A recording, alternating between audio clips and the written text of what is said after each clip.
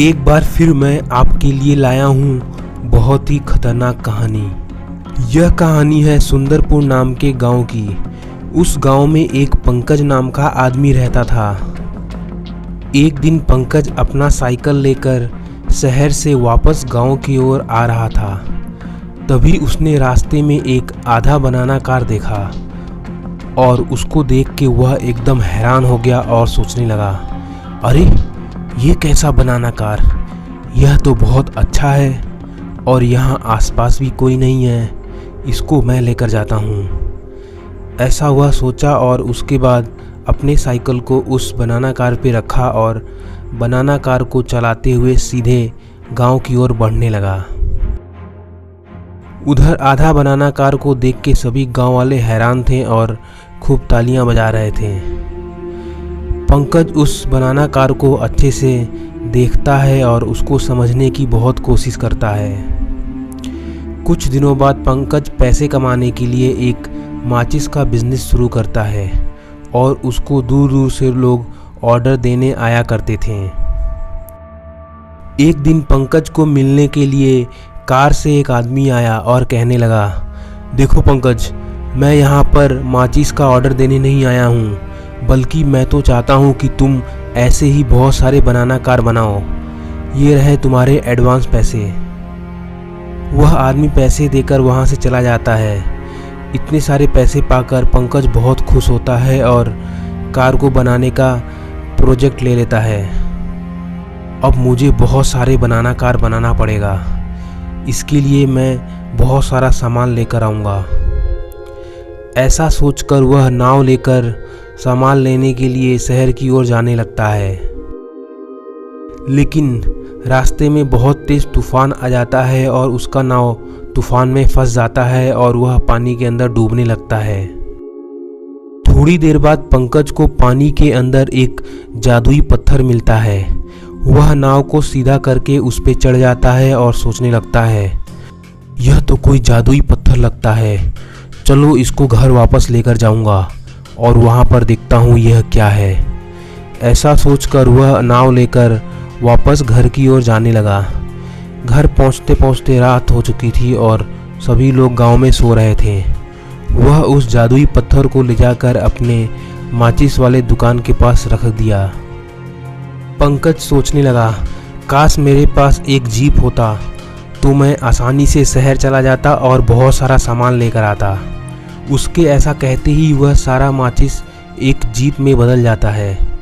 यह सब देखकर पंकज को पूरी बात समझ में आ जाती है और वह बहुत खुश होता है। लगता है यह पत्थर मैं जो बोलूँगा वह कर देगा। फिर वह उस पत्थर को छुपाने के लिए अपने घर के अंदर लेकर चला जाता है। उस जादुई पत्थर का इस्तेमाल करते ही दूर आसमान में एक जंगल में यह बात राजा को पता लग जाती है। दरअसल वहाँ पर कुछ बूढ़े दानव रहते थे और उनका एक राजा था। उस जादुई पत्थर का इस्तेमाल करते ही उसको यह बात पता लग जाता है और वह सबसे कहने लगता है, अब हमारी शक्तियाँ वापस आ जाएंगी, हम लोग वापस पृथ्वी पे जाकर वह जादुई पत्थर लेकर आएंगे, चलो अब हम लोग वहाँ पर चलते हैं। ऐसा कहकर वह सभी दानव पृथ्वी पर आ जाते हैं और वहाँ पर आकर उनका राजा उनसे कहने लगता है, देखो हमें पता नहीं वह पत्थर आखिर है कहाँ, इसीलिए हम लोग छुप कर रहेंगे और मौका पाते ही वह पत्थर यहाँ से लेकर भाग जाएंगे। ऐसा कहकर वह सभी दानव माचिस के डिब्बे के अंदर छुप जाते हैं और इंतज़ार करने लगते हैं। अगले दिन रात होते ही पंकज सोचता है, चलो आज मैं बहुत सारे बनाना कार बनाऊंगा इस जादुई पत्थर की मदद से। वह उस जादुई पत्थर का इस्तेमाल करके बहुत सारे बनाना कार को बनाता है। यह सब देखकर वह बहुत खुश हो रहा था।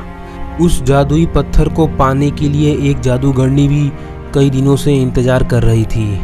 वह भी वहाँ पर आ जाती है। उसको देखकर दानव माचिस के अंदर से निकलता है और उस जादूगरनी पे हमला करने का सोचने लगता है। जादूगरनी के हाथ में तलवार देखकर वह सभी दानव एकदम डर जाते हैं और उस माचिस से निकलकर बाहर आ जाते हैं। लेकिन तभी वह जादूगरनी माचिस पे हमला करके उसको तोड़ देती है। उधर सभी दानवों को देखकर पंकज बहुत घबरा जाता है। लगता है इस जादुई पत्थर को पाने के लिए यह सभी यहाँ पर आए हैं। पता नहीं कौन कौन और आने वाला है यहाँ पर इस पत्थर के लिए।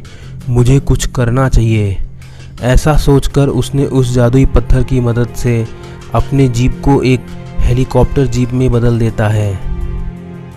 जादुई पत्थर की वजह से वह जीप एक बहुत ही खतरनाक हेलीकॉप्टर में बदल जाता है। उसके सामने 3 तीलियां बाहर निकलती हैं और उसमें से वार होना शुरू हो जाता है। पंकज उस जादुई जीप की वजह से सभी दानवों पे हमला करके उनको बेहोश कर देता है। उसके बाद वह सभी जादूगरनी और दानव को जादुई पत्थर के अंदर कैद कर लेता है और उस पत्थर को अपने आप को नष्ट करने के लिए कह देता है। वह पत्थर गायब हो जाता है। हेलो दोस्तों, एक बार फिर मैं आपके लिए लाया हूँ बहुत ही मज़ेदार कहानी।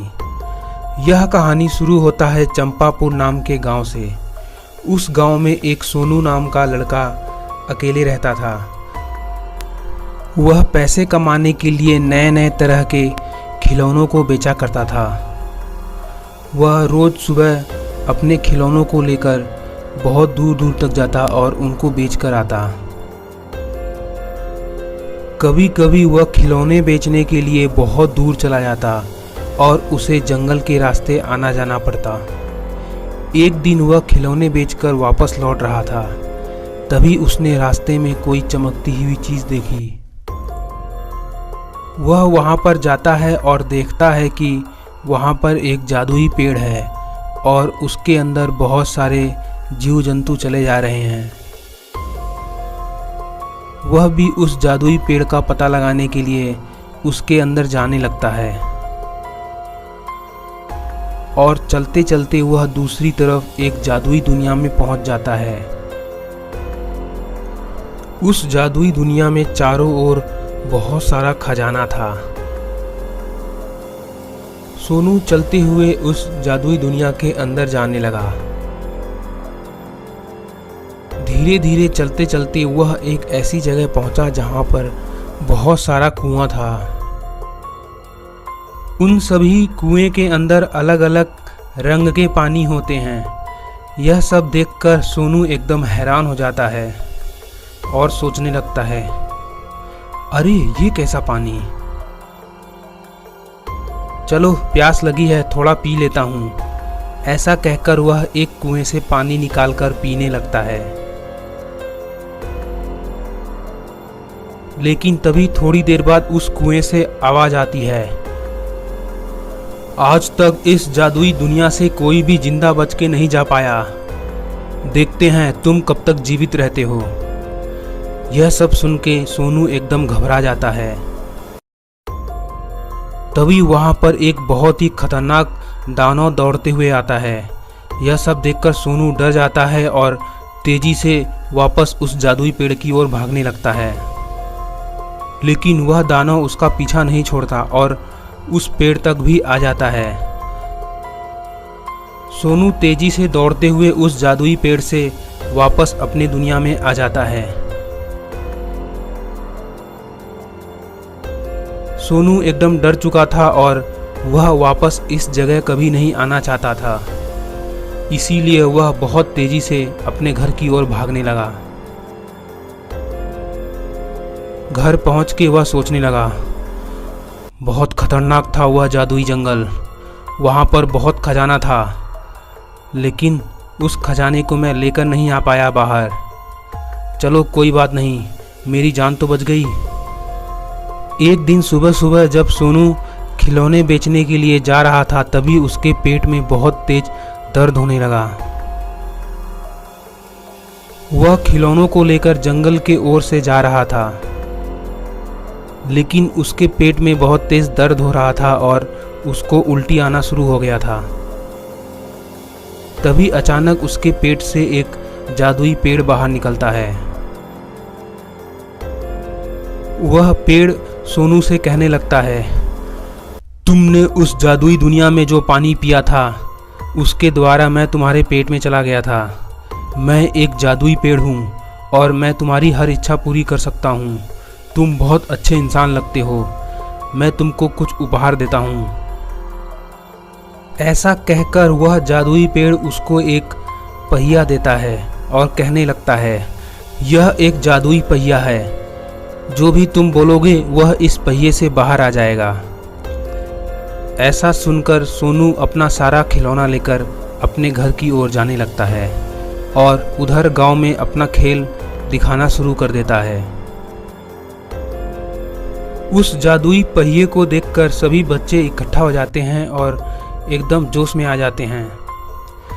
तभी सोनू जादू से उस पहिए के अंदर से रंग बिरंगे खिलौने बाहर निकालता है।